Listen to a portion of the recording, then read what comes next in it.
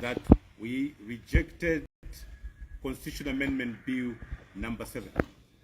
We rejected the process leading up to Constitutional Amendment Bill number 7, even before the Court ruled against it. We continue to reject its contents, even the backdoor arrangement that the UPND government under President Hakainde Hichilema are trying to use to bring Constitution Amendment Bill number 7. As a constitutional legal scholar myself, I understand the basic principles in constitution making. In new constitutionalism, in the world over, there are certain principles, immutable principles in constitution making that would include transparency, accountability, dialogue, and most importantly, broad public participation.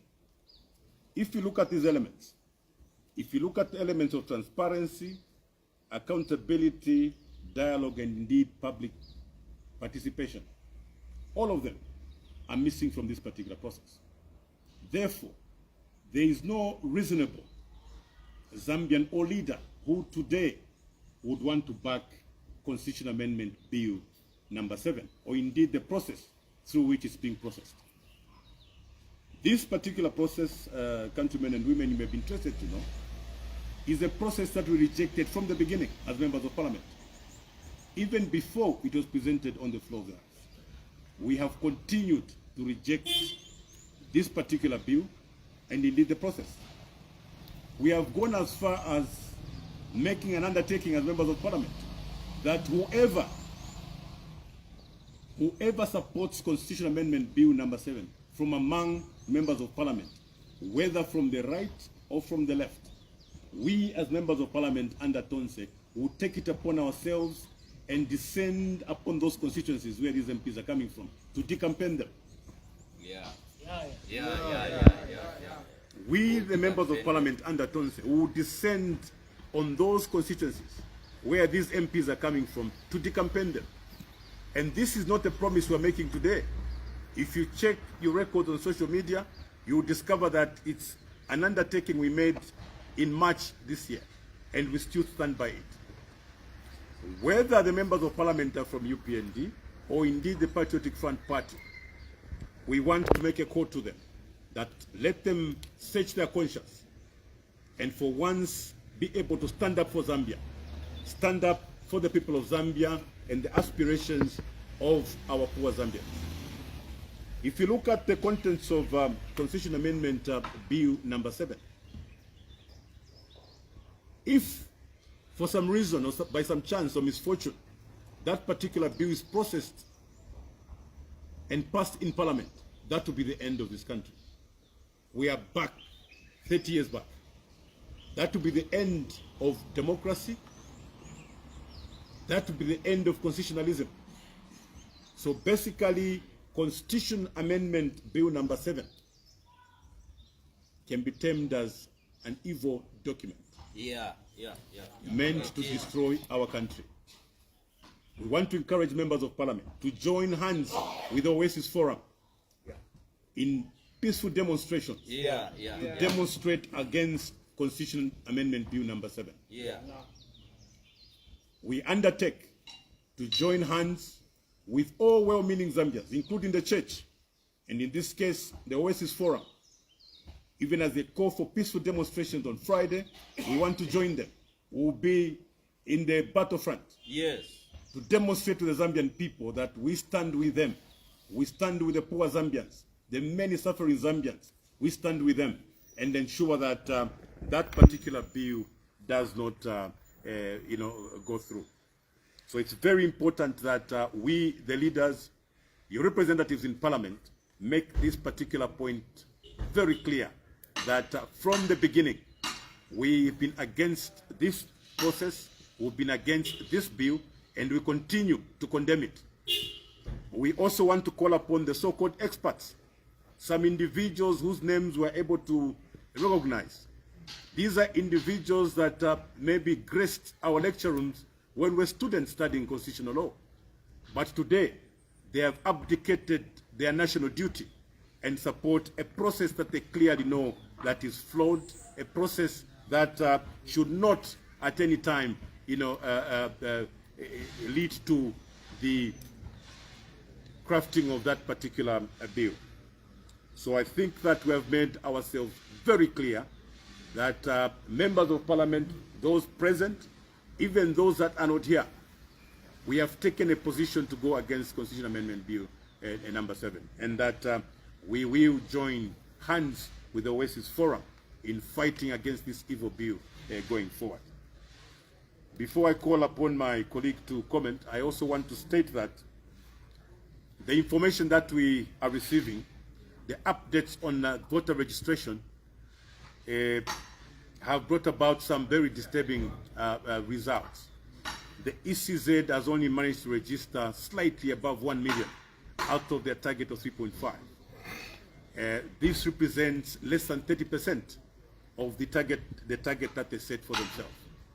It's very clear that due to the number of challenges the process suffered from the beginning, many of our people have not been able to obtain the national registration cards and indeed the voters' cards. So voting is a very important exercise. It's a very important exercise because it affords citizens an opportunity to exercise their democratic rights. It's therefore important that government should move away from technicalities and ensure that they provide an environment where they capture at least 75% of the voters to participate in next year's elections. It therefore goes that we call upon ECZ to consider yet another extension. Our proposal is that the entire December should be left open for people to register. And ECZ must keep it up to ensure that at least 75% of the voters targeted are indeed captured. We know for sure, having gone around the country to monitor this particular process, that in some cases you found that the National Registration Office was not doing their part in most of these areas. In other cases where you found the National Registration Office doing their part, ECZ had its own problems, including non-functional equipment, among other challenges that they faced. And as a result of that, we are not surprised that the registration exercise has only managed under 30%, given the circumstances. So, ECZ, we want to call upon you as representatives of the people, as people that went around to see and supervise this particular exercise. We want to call upon you to consider the extension of the voter registration period so that we give an opportunity to the many Zambians that would want to take part in next year's elections to exercise their democratic right. At this stage, I would like to call upon my colleague, Honorable Member of Parliament for Lukasha, Honorable George Sanga, to also address the nation.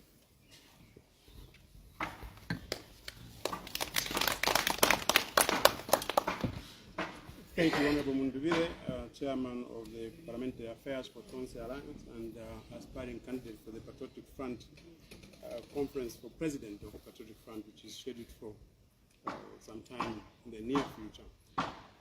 As I address the nation, I just want also to adopt what the Leader of Opposition in Parliament, who we know as Honorable Prime Munduvile, and Chairman of Parliamentary Affairs has said about the Bill 7. We've condemned this bill.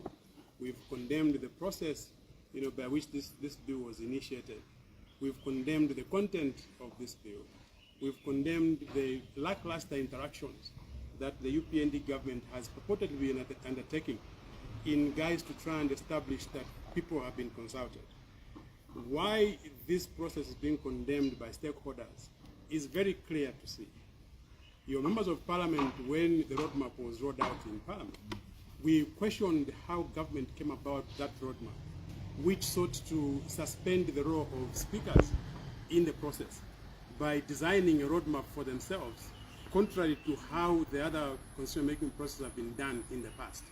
But we knew that the UPND would like to foist a constitution on the Zambian people, would like to force a constitution under the throats of the Zambian people, because, like stakeholders are now saying, this Bill 7 is a lifeline for the UPND. This Bill 7 is an answer to the failure to govern that the UPND has suffered in the last 4 years. It is now very, very clear that with the mindset the Zambians have developed on what to expect in next year's election, UPND stands no chance to return to power unless they succeed in passing Bill 7. And that's why you have seen that they've been very ferocious in defending Bill 7, including threatening people who are trying to voice their disagreement with Bill 7. You've seen the social media posting by UPND cadres. They have continued to threaten people who are speaking against Bill 7. You've seen what the police have tried to suggest, that those who are going to demonstrate against Bill 7 are supposed to ensure that they fully comply with the Public Order Act. And they've actually suggested in their statement that they possibly are not going to allow the people to march against Bill 7 on the designated day. And latest, we've heard the president inviting people, instead of going to demonstrate, the president has invited people to go to State House and go and canvass about their views on Bill 7. For us, we find this statement by the president without basis. Why? Because from day one, the major stakeholders have said no to Bill 7. The Catholic bishops have said no to Bill 7. Oasis Forum has said no to Bill 7. The Royal Association of Zambia has said no to Bill 7. The Constitutional Court, which is an apex court under the Constitution, that tells this nation whether what we are doing is constitutional or not, has said we cannot go ahead with the process of Bill 7 without subjecting it to what are called constitutional law-making principles. That suggests clearly that the process that is being undertaken is people-owned and is people-driven. But the UPND has been very stubborn, purely because they would like to create a new constitutional order that favors them in the next election of 2026. If people do not know, what Bill 7 seeks to do is to, among other things, introduce an inbuilt majority in the constitutional order of the nation. If you've seen the sheer number of people that the president will be allowed to nominate to parliament, if you've seen the so-called that process of having a party that has got more numbers in power, bringing in other people, that all is designed to make sure that the FPND is going to have an inbuilt majority, so that any other election that is going to be undertaken in this country from 2026 and beyond will always be won by a party which is in power at that time. And this is why Zambians have said we cannot continue with the process of Bill 7. So just like the leader of opposition has said, for us we think that this process is actually tantamount to a coup d'etat, except that this coup d'etat is being organized by the people that we trusted with power to manage the affairs of the nation. Because how can a listening government, which has heard people say we don't want Bill 7, continue to insist and go on with the process and spend so much money on it, even when they know that people don't agree with this? So the call I would like to make on the president is that firstly, we stand with other stakeholders, such as the ZCCB, the Oasis Forum, the Royal Association of Zambia, and many other credible individuals and CSOs that have voiced their concern against Bill 7. And our ardent call to the president, we can only shudder to repeat, is that, like we've said before, even before the bill itself was put on the floor of the House, we had demanded that there be suspension of this process and we allow the country to go to elections next year under the current constitutional order, because quite frankly, this is the constitution that brought into power the UPND.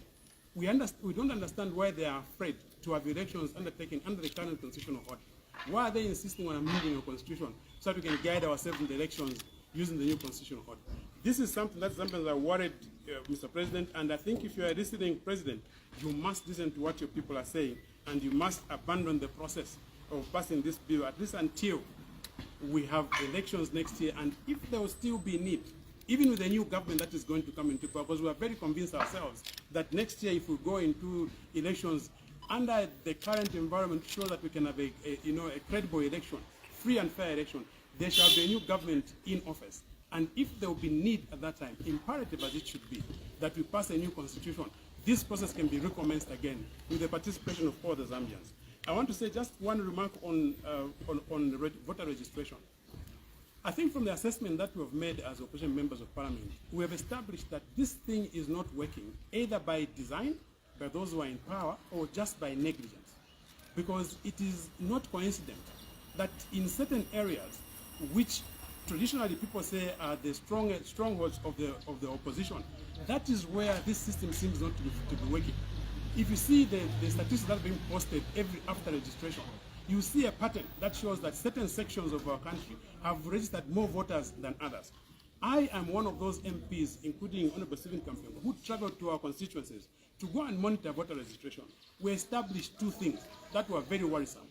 Firstly, there is no publicity of any nature about voter registration.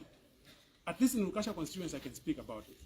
And secondly, the NRC registration for new voters, people who are going to enter onto a voter register, is almost non-existent in Lukasha constituency. Add to that, we had a scenario where somebody had issued NRCs using BOPEN to fill in the particulars of an NRC. And when we raised issues with NRC office, they sent officers to Kasama to come and grab those defective NRCs and come with them to Lusaka with a pledge that they're going to come back at the time we start voter registration, so that those who are turning 18 and would like to go into the voters register will be doing both voter registration and NRC issuance at the same time. Unfortunately, when they came back to voter register, this process of NRC issuance is not taking place. So even as we call upon the government to extend the time for voter registration, we also make an earnest appeal that this must go alongside with credible NRC registration, so that our youths who would like to come and vote in the 2026 election, and they're already saying who they are going to vote for. They're already declaring their intent to vote for specific individuals. These should be allowed to obtain their NRCs and also register as voters at the same time, so that then we can see that there's a credible process of voter registration. So I repeat an appeal that has been made by the leader of Tonse Alliance Parliamentary Affairs. Please, ECZ, extend the voter registration process, but this time do it in clear collaboration with the National Registration Office to ensure that even when your people go to the ground, they are going to go with people who've got machines to go and issue new voter registration, NRCs rather, for the youths who are turning 18 and those who would like to come and participate in the elections of 2026. I'm grateful. Thank you very much for listening to me. Thank you. Thank you. Thank you very much. The two issues that we are addressing are very, very important, and we felt that there may be a few more voices to speak out, so that this government can take that into consideration. You know that we've been calling upon this government to quit the constitutional amendment process from the beginning of this year, and they've done nothing about it.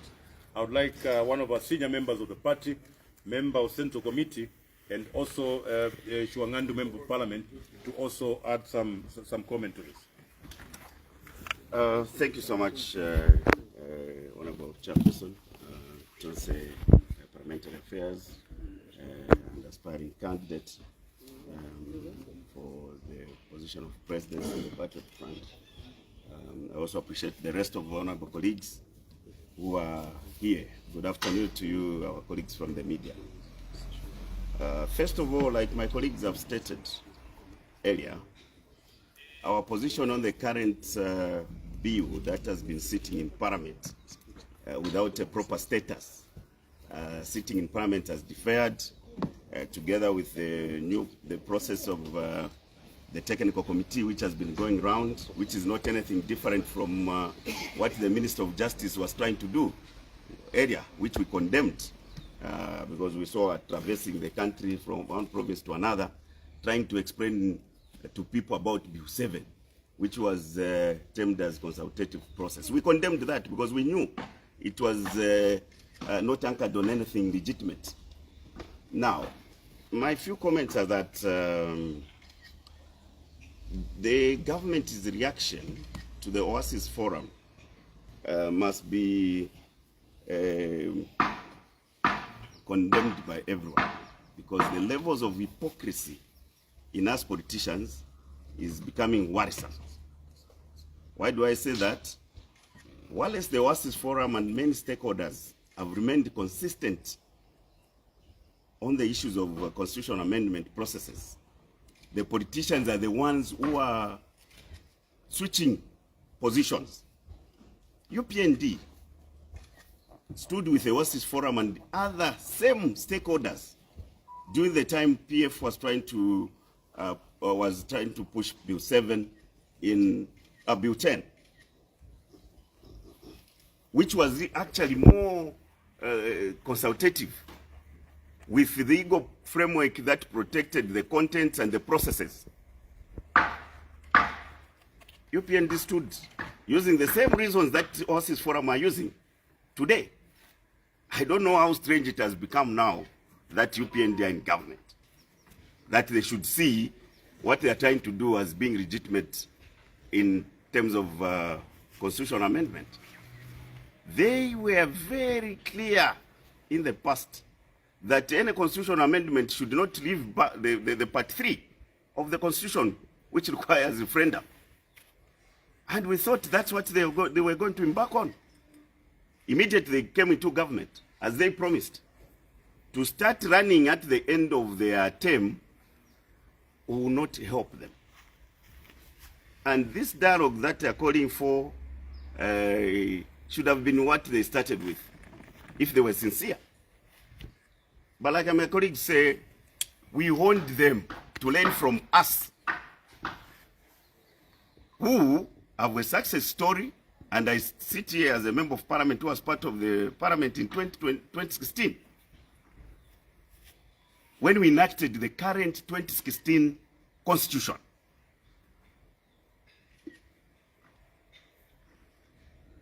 We went into serious dialogue with the then Movement for Multi-Party Democracy in opposition. And I'm calling 2 leaders, Honorable Felix Mutati, with due respect, and Honorable Ruben Mutoro Pili, Minister of Agriculture. These 2 were leaders as members of parliament between 2011 to 2016.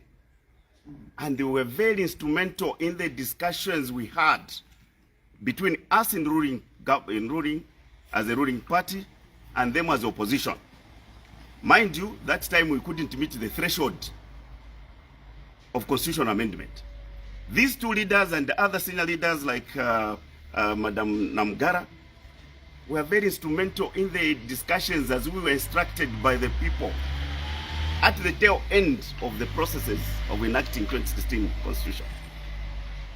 These 2 leaders must help their government they are part of now, because they know what it takes to have genuine dialogue.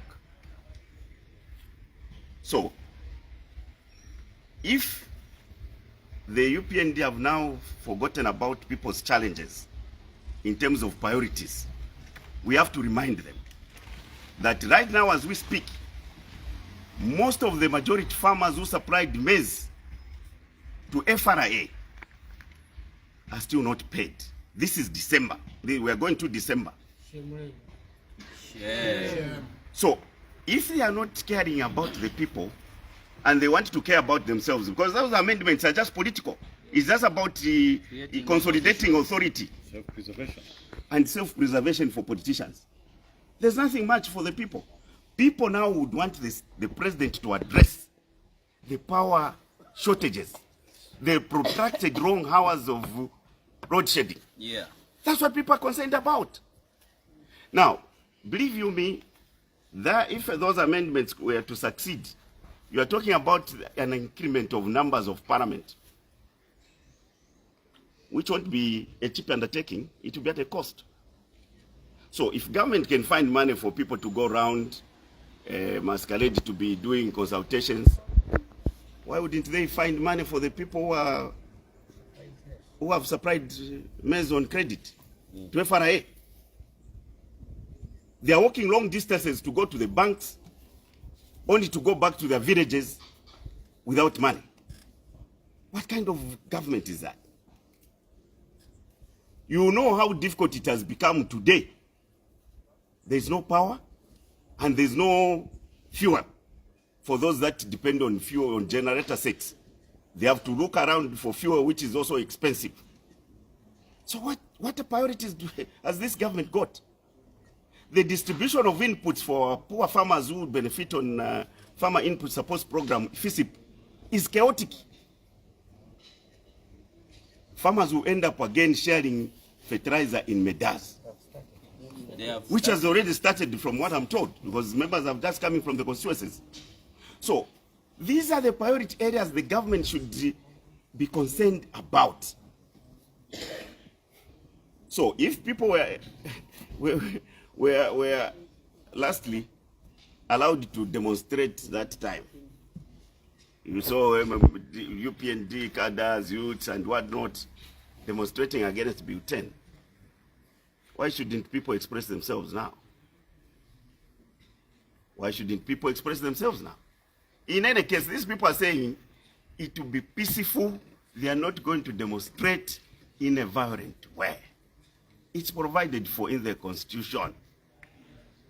And all the police are supposed to do is to engage the organizers of these processions to understand how they are going to be marshaled. And they've requested to go to the highest office. And if the president has agreed to dialogue with them, why don't we get the procession and then open the State House, then go and dialogue? Because why people are calling for that is the kind of arrogance that they've seen from their government. The court rules on the Bill 7. You just change the tactic and pick a few elements of the judgment from the Constitutional Court and pick a semblance of what they are calling technical committee to go around. Why don't you follow that Constitutional Court ruling to the letter? Because it's about confidence building. The speed, the supersonic speed at which government is trying to move in trying to sanitize the Bill 7, the toxic Bill 7, is worrisome and it won't be allowed by citizens. So for us, speaking on behalf of our members, like I've said, you have been consistent on these issues. We remain committed to the instructions of the people, because the Constitution is one supreme document on which Zambians give instructions to the legislators. It's not like any other bill. So, we have been guided by the ZCCBC, and His Grace, the Archbishop of Kasama, has been speaking on these matters, and we have been acknowledging. And on our part, we have assured them that we shall go by the guidance, because they represent the majority number of citizens. And therefore, the Oasis Forum score is something that we are going to reflect on, and we are looking forward to engaging them on what role we can play. But my leader for the Tonse Alliance Parliamentary Committee has already spoken to that aspect. Only to assure Zambians that there is no amount of cohesion at this juncture will sway the majority members of Parliament belonging to Patriotic Front and the well-meaning independent members of Parliament to change their position insofar as the Bill 7 and this technical committee, because we have picked it that they want to hush even before we adjourn, get the report from the technical committee and work. I don't know whether they are going to work on a quick draft bill which should be brought to Parliament before we adjourn. But again, it's too late, and the government should listen to the people. Government is failing the people by not being consistent themselves. So Zambians must be assured that we, their representatives, are much more concerned about the issues that are affecting them on the daily basis. Even our mothers in Almangonomics has not come to anything. The cost of living for you citizens has become very high. Earning a living now is just talk. If I look at those of you sitting in front of me, I know how much it is difficult for you to even do your work. So that's what I thought I could add on in to what my colleagues have said, and thank you very much. Thank you so much, Honorable Kampiongo, for speaking to the ills of Bill 7, as well as the hardships that farmers are facing. We'll now call upon Honorable Tsanga to give concluding remarks. Yes, thank you. As I hand over to Comrade Tsanga, there are stories of some MPs having accessed some money in support of Bill 7. I want to make a call as the chairperson for the Tonse Alliance. If there is any MP who has collected any money in support of Bill 7, take back that money to the EPND. If there is any MP, it does not EPND so that you support Bill 7, please take back that money. That money belongs to the poor people. The farmers today are not paid. Where is your conscience? You receive 3 million as an individual through corruption from the EP members of parliament who are out there busy banking over Bill 7. That is evil. Old women and men are spending nights at FRA depots. Women are sleeping at FRA waiting to be paid. Small amounts of money. Some are owed 10,000, 20,000, 50,000. And today, as a member of parliament who has got allowances, he's got a salary, you must get money that belongs to the Zambian people. Evil money that is given to you in support of an evil bill. That's very shameful. You do not deserve to be a people's representative. You do not deserve to be a member of parliament. It's very, very saddening indeed to learn that some people, some individuals who are members of parliament can go out there at the expense of our poor people and begin to get colossal sums of money corruptly. I just thought I should state that. It's very, very upsetting indeed.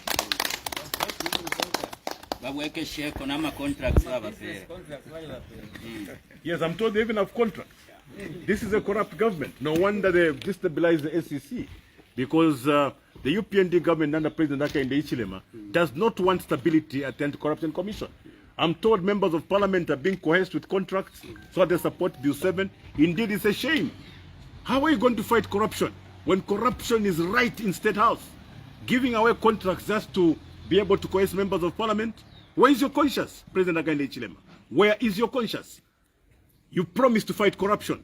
Today, all we hear is that members of parliament are being coerced. Very, very sad indeed.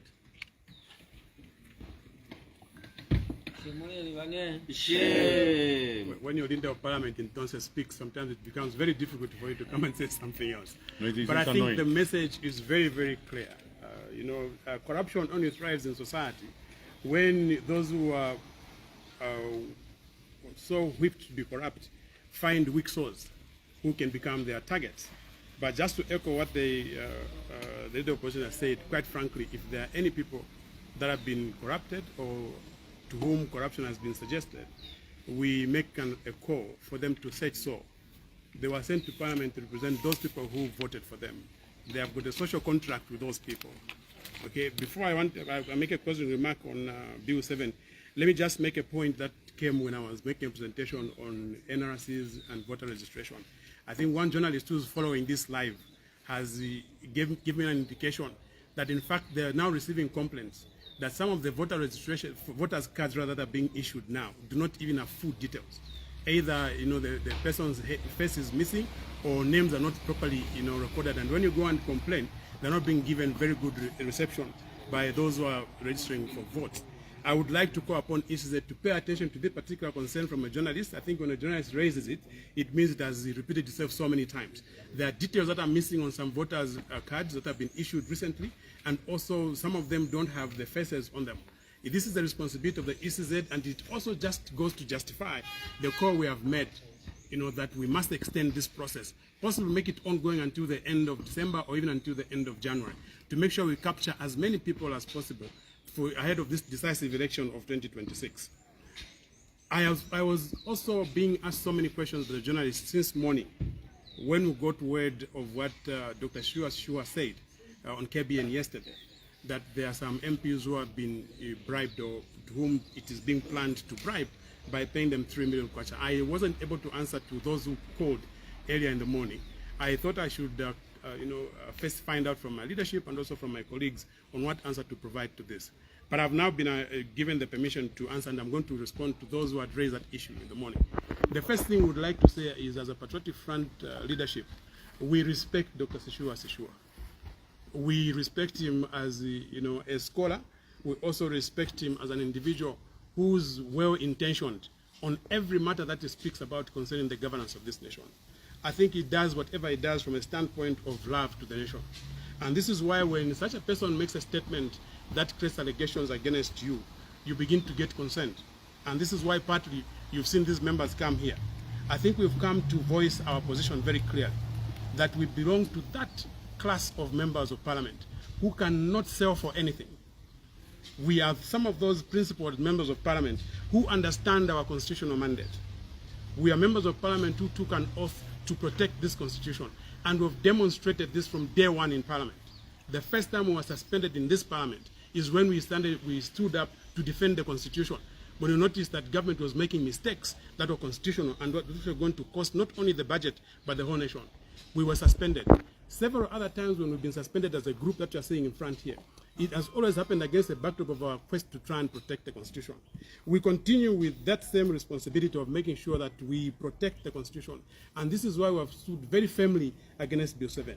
I can say with conviction that those members of parliament who are under the control of the real leadership of a patriotic front in the House and at party level, and not some of those that Dr. Shua would have mentioned, if he was going to mention a name, who have accepted a bribe or who are planning to accept a bribe from UPND, to support Bill 7.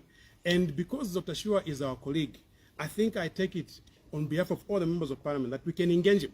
We intend to continue engaging him to find out if he can be kind enough to disclose even those names of people that have accepted bribes to support Bill 7. So to begin the work that the leader of Tonse Alliance in Parliament has said, we'll go to the constituencies and go and speak to their people and say the person you gave us to go and work with in Parliament has betrayed you, has sold you for 30 pieces of silver, just like that person in the Bible did to the Son of God. But we want to make it very categorical that there are members of Parliament who are upright. In fact, I can even say we are even speaking to our colleagues, the independents, and those who belong to the UPND, who we know believe in the duties that they have under the Constitution, and who we know that their duty is larger beyond the political party, in a bid to convince them that if indeed there's going to come a time when we're going to vote on Bill 7, we will not vote in favor of this bill. We, and I was told by my colleagues, are even prepared, if need arises, to sign social contracts of ensuring that we let the Zambians know that we do not support this nefarious bill that is intended to change our constitutional order from the way we've known it since we got independent. We cannot sell for anything. Not even 3 million kwacha can buy you anything. Like leaders here have said, many people are expecting to be paid. We cannot begin to compromise our responsibility under the Constitution. So I speak in defense of these members, and we're prepared to engage even further with all the stakeholders.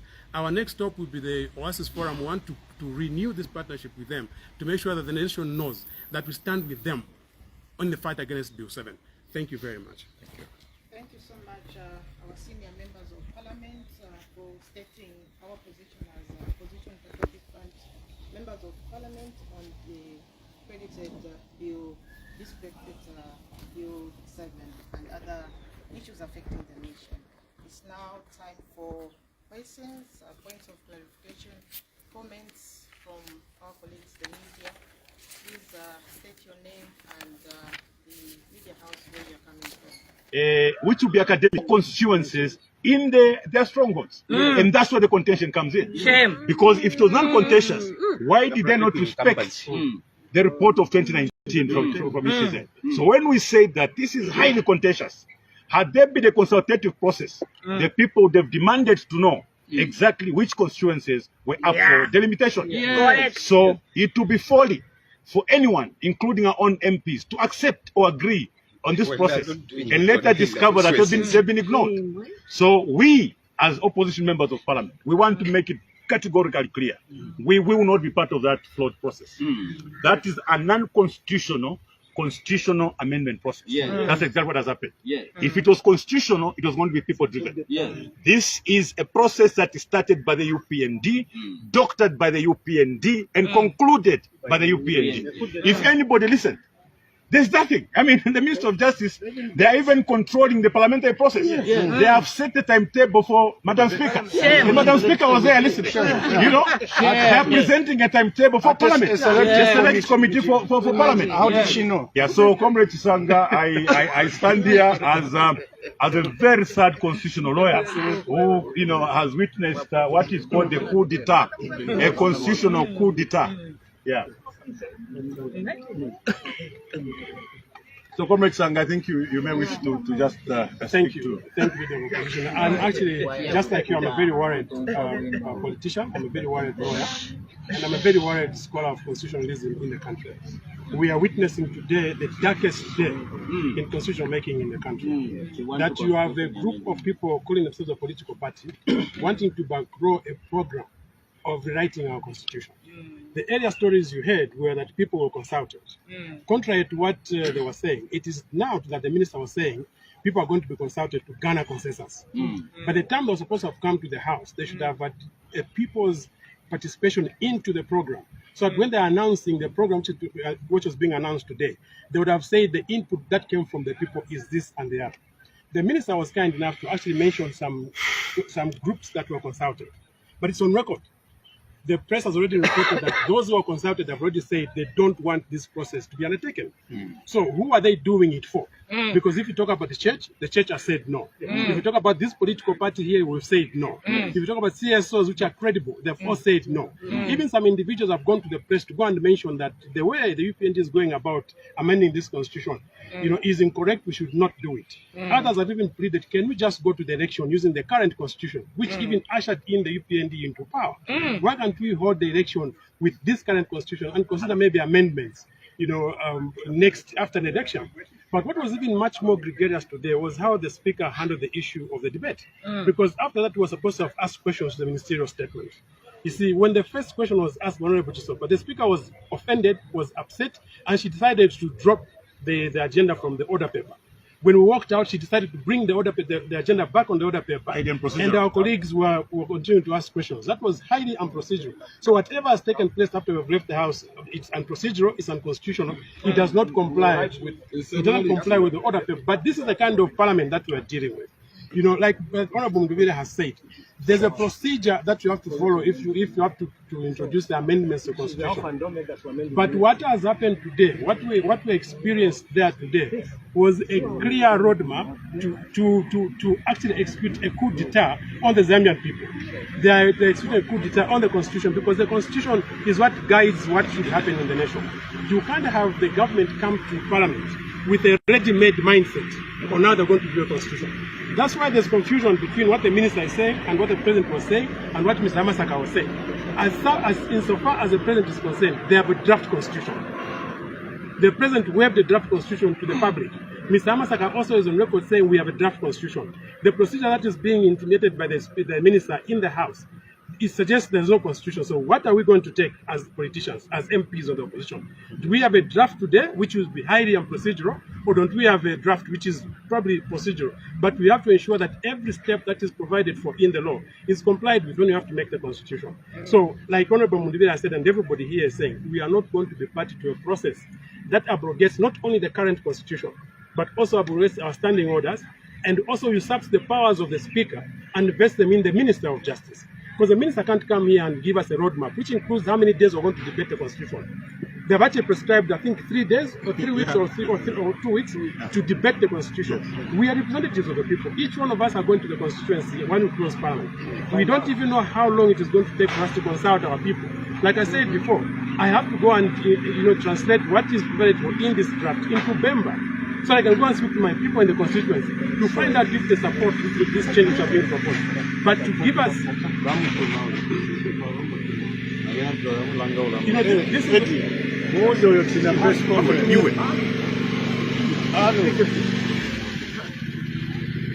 this is the first time. This is the first time we're going to the constitution making process in the country, which is akin to cooking food in a microwave. This process is supposed to be so long. The minimum you must have to make a constitution must be at least 24 months. And we have already said the period is too short, but with what they came with to Parliament today, it is very clear that the UPND is ready to pass this constitutional amendment, whether or not Zambians like it. So my call is not only to us ourselves, it's also to the Zambian people. Please take a keen interest in what is going on in your country. This is the first time you're having a government that wants to give you a deal instead of negotiating a deal with you. They are telling you, here is the constitution, take it or leave it. It is up to you. If you're going to take this with a lackluster attitude, believe it or not, this constitution will be amended and very few people have participated in it. But to reinforce our position, we are not going to participate in it. We are going to raise an agenda for Zambians to understand what is going on and to make a position that this is not how you go about making a Republican Constitution amendment. Thank you very much. Maybe I can just Yes, add a yes, bit. yes, please. Thank you so much, Leader of Opposition and our legal president. Congratulations Thank you. for hammering them again. Thank you, Vice. Mkwa. So, what is sinister or what is hurting is where women are put in the forefront to say because there's a cry for women.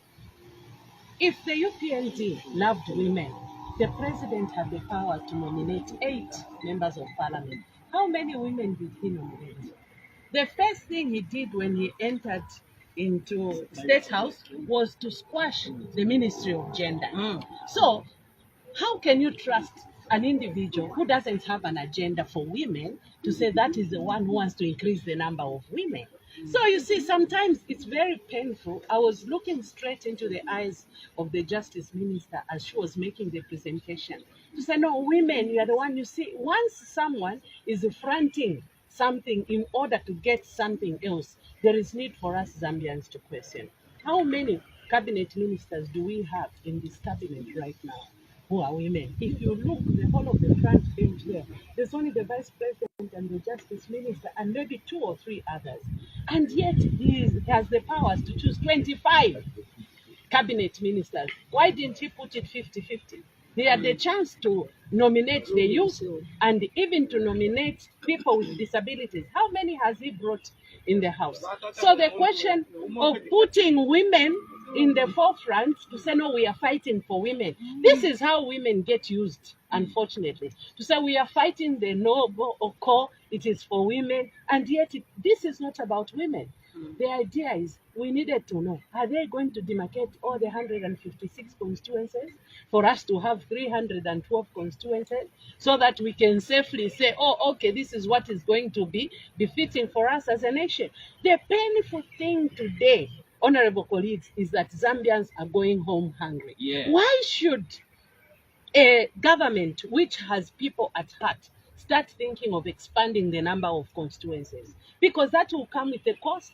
That will come with a lot of other issues. It's not easy to keep even 1 member of parliament. So what more if it's expanded? Even those to nominate, they'll be expanded. And then a Zambian today is going home without eating. There are priorities which we need to set as a nation. You have to look at basic things. Already water in our country is contaminated.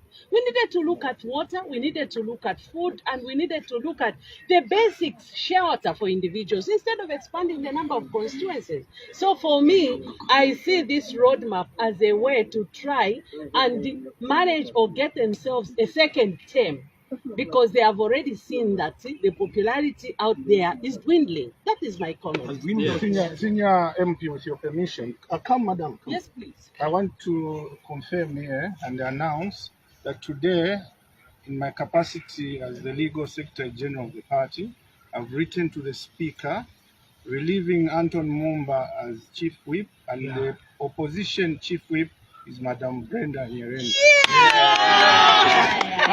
In this, have you got your office keys?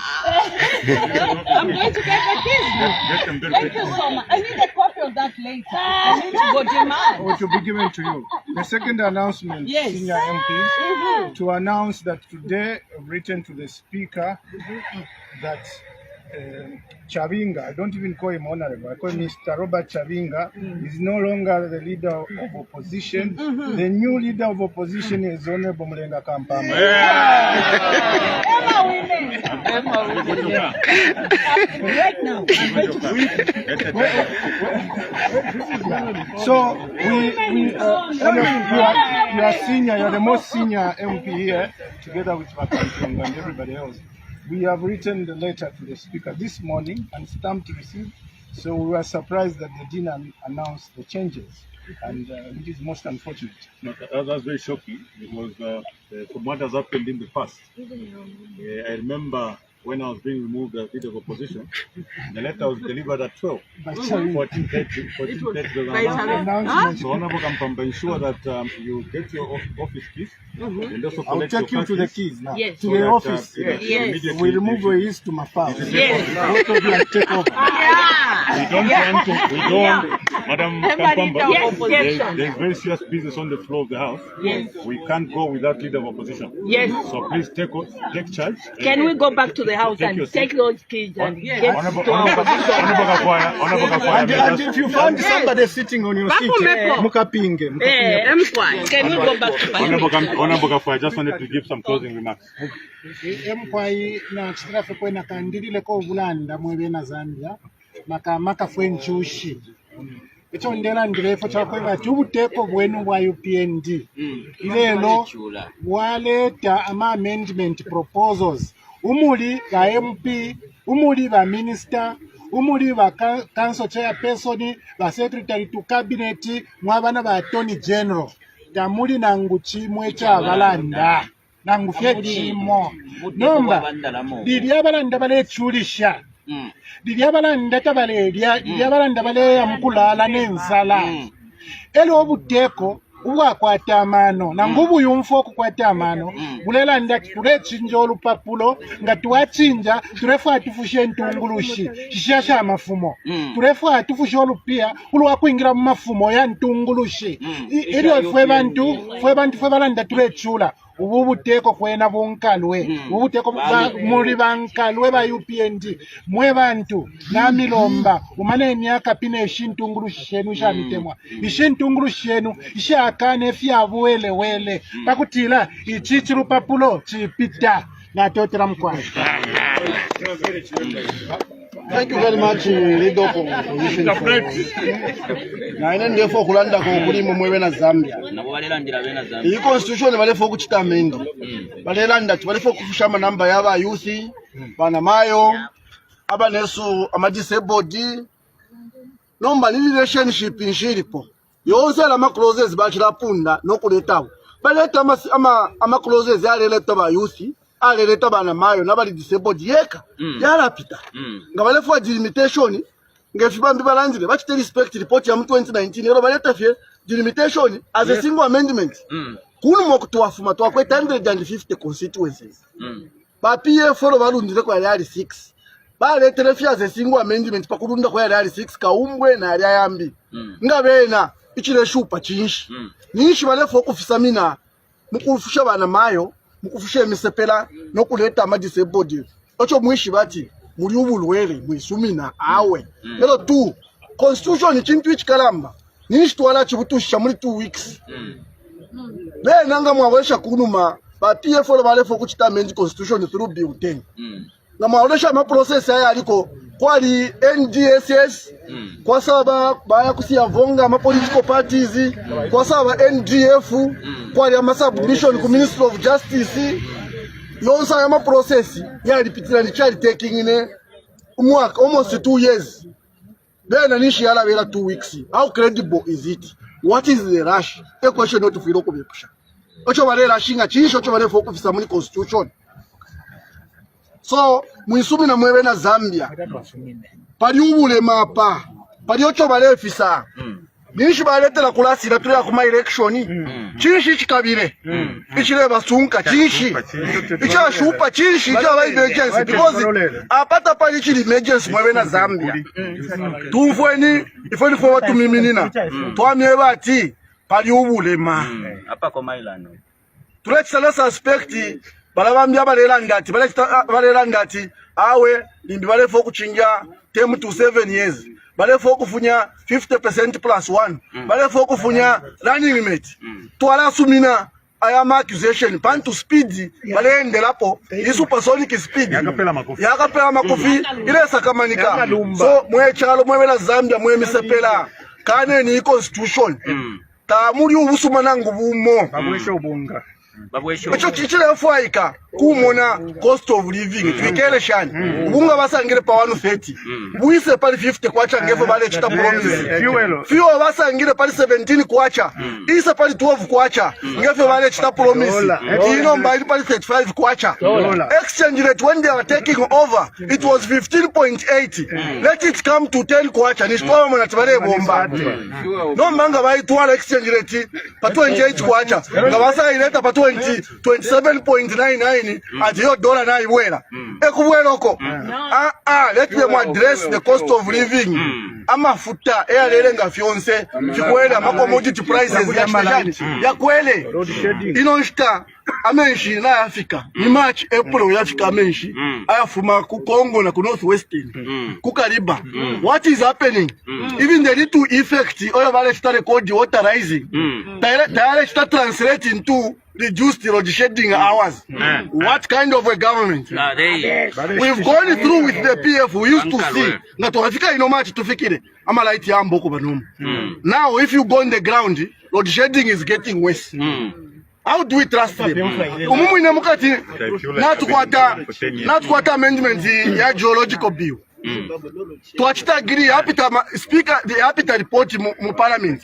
Ilela ndapali threshold ya ma contractors baisa na boma yutani bachinja if pitira na bena ba supporter bemo bali mukati twalumba bonse pamo pakuleta document bafunyamo. How do we trust them on this bigger document? How do we trust them? So these are reasons kuti twalande mpiri nemishi tutwaya leader of opposition efo mperere just one muri abalela ndokwe bati balefo okuleta ba youth ne misepela inani nebo youth ichakubalira pofe ba youth kuno ku parliament ba Edgar Lungu bali tulangiro kwe bati ili oli party president kuti wachita adopt misepela na bana mayo bali tuchita adopt ne bali chita adopt basumba bali bachita adopt jini bali muchita adopt abengi ba youth elo ba youth abayishire kuno ku parliament abengi naba bapoka ma positions bali mu makoti naye ami bali fo kutashani ukubapoka nomba icho nachirala fo okulanda po sana chakutira ba minister bachilanda kuti bali fo kuchita amend article 47 pakuti bachinje icho beto okutira first past the post to proportional representation. Proportional representation ni ile abakuisa ku South Africa bali poka abekala kyalwa maka ya kusala ba MP ama political parties ebapanga ama listi ya kusala chinshi ba MP chirepiri bulo kwebati abekala kyalonga balekeresha ba UPND bachinja constitution ni shibala abapoka amaka ya kuchitashani ya kusala ba MP kutira uyu natumutemo na kwato mutimo usuma bakala basalira ba MP kuma political parties bale mbalisti kulusaka ero batuma MP aya kukanchibia batuma MP aya kumonze batuma MP aya kumonze abali kulusaka uyo MP wa musangwe fyo tetyabe loyo kubekala kyalo pantu teba musalire ba MP balero bala baloyo kubekala kyalo no kubatandira pantu eba basala uyo MP wa musangwe fyo kabaloyo kuli bali abapanga ma party list ngamo abalekeresha balete ekibale itokutira proportional representation nishi bachinja electoral system mulimbira kateka wine akalasarwa na parliament abantu fya abana ono eba kitashani eba musala pantu efo kyaba ku South Africa proportional representation ili aba ku South Africa kateka wasala na ba MP abana ono bawo bene ba MP abasala na bekala cyane kuli abasala fye list ya ma political party basala edo nomba baya ikala panshi batampo kupanga bushenani ala ni bani bala baba MP kashi mwebekala cyalo i constitution icho mwamwene shintunguru shimwasala shakani nokulanshanya na uli minister uletere filia na shimono kutira constitution yi tayabe buinonga chiri chakutira yapita ba UPND na bamona popularity tabakwete so baleruishe fintu fimo mu constitution bafibikemo ifyala lengo kuti bakapite ama elections ya 2026 ba UPND nga bapita 2026 elo ule kutola ku UPND na kumfa kuine kutia kutwala nga bapita 2026 ala mwebe na Zambia ni Shimaila pwilo muliro pamakasa mwikatiraka twa miebe leo akatumia skasata amukwingira kubafasha